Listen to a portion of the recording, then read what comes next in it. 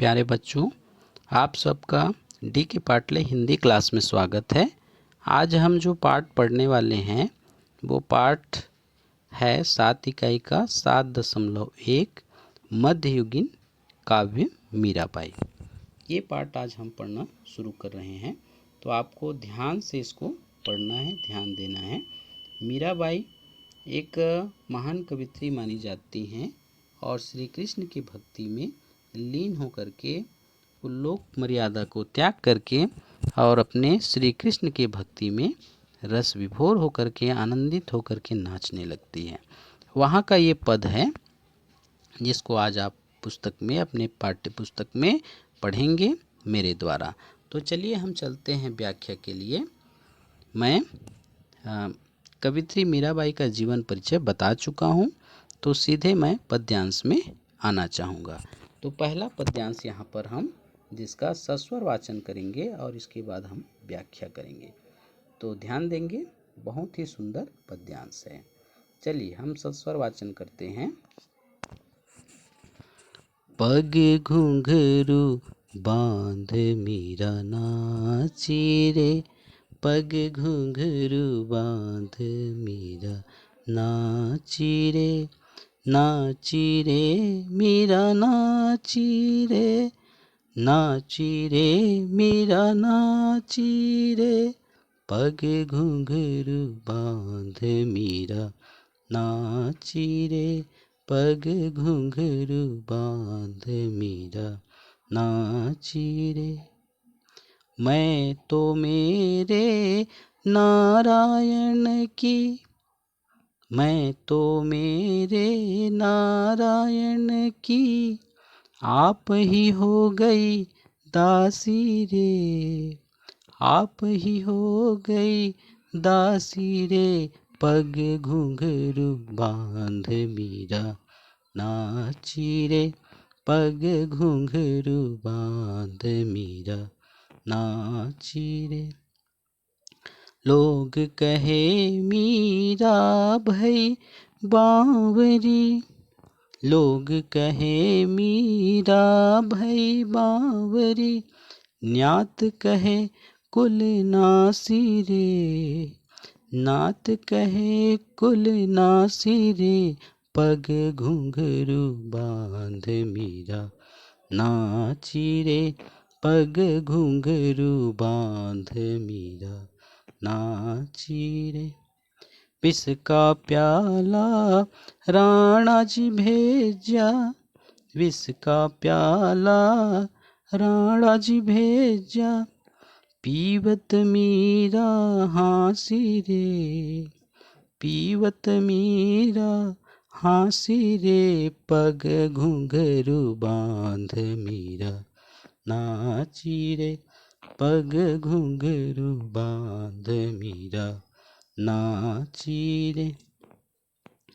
मीरा के प्रभु गिरधर नागर, मीरा के प्रभु गिरधर नागर, सहज मिले अविनाशी रे, सहज मिले अविनाशी रे, पग घुंघरू बांध मीरा नाची रे, पग घुंघरू बांध मीरा नाची रे, नाची रे मीरा नाची रे, नाची रे मीरा नाची रे, पग घुंघरू बांध मीरा नाची रे, पग घुंघरू बांध मीरा नाची रे, नाची रे, नाची रे।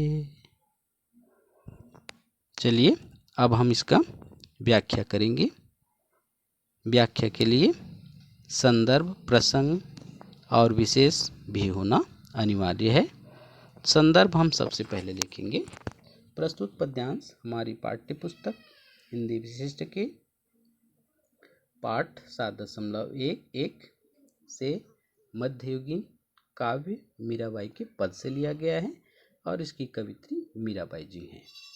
हम प्रसंग देखेंगे, तो प्रसंग हो जाएगा यहाँ पर श्री कृष्ण के भक्ति में लीन मीराबाई अपनी दशा का बखान कर रहे हैं, वर्णन कर रहे हैं।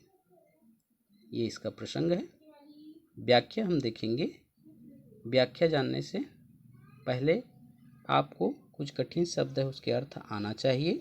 यहाँ पर पग शब्द दिया हुआ है। पग मतलब पैर होता है। नारायण यहाँ पर शब्द है। नारायण मतलब श्री कृष्ण। आप ही मतलब स्वयं से ही। दासी मतलब भक्ति। बावरी शब्द यहाँ पर आया हुआ है। बावरी का मतलब होता है पागल, पागलपन। न्यात का मतलब यहाँ रिश्तेदार। कुल नाशनी मतलब कुल का विनाश करने वाली। राणा जी, राणा जी मतलब उसके ससुर जी हैं। पीवत मतलब पीना। गिरिधर यहाँ पर तो गिरि पर्वत को उठाने वाले श्री कृष्ण। अविनाशी मतलब जिसका अंत नहीं हो सकता। तो ये कठिन शब्द हैं। चलिए हम अब व्याख्या करते हैं। तीसरे बिंदु में व्याख्या हम करके देखते हैं। पग घुंघरू बांध मीरा नाची रे।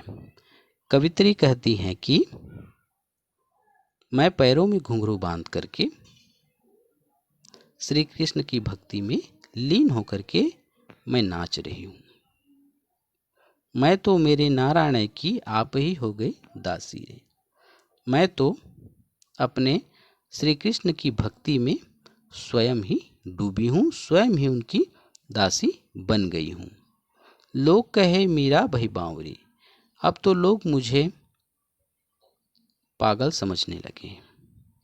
सब लोग मुझे पगली कहते हैं और रिश्तेदार मुझे कुल का विनाश करने वाली कुलनाशनी कहते हैं। विष का प्याला राणा जी भेजिया। एक बार मेरे ससुर राणा जी मुझे मारने के उद्देश्य से विष का प्याला मुझे भेजा था पिलाने के लिए। मैं उसे पी ली, लेकिन श्री हरि कृष्ण के भक्ति के प्रभाव से मुझे कुछ भी नहीं हुआ। मीरा के प्रभु गिरधर नागर सहज मिले अविनाशी रे। मीराबाई कहती हैं कि मेरे प्रभु गिरि को उठाने वाले श्री कृष्ण वो बहुत ही सहज है, सादा स्वभाव के हैं। उनको पाने के लिए एक भक्ति ही मार्ग है। वो अविनाशी हैं। उनके शरणों में जो चले जाते हैं उनका विनाश कभी नहीं हो सकता।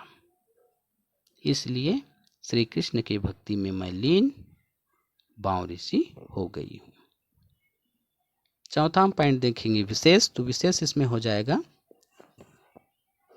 कि प्रस्तुत पद्यांश में कवित्री श्री कृष्ण की भक्ति भाव को वर्णन करते हैं, भक्ति भाव के वर्णन किए हैं।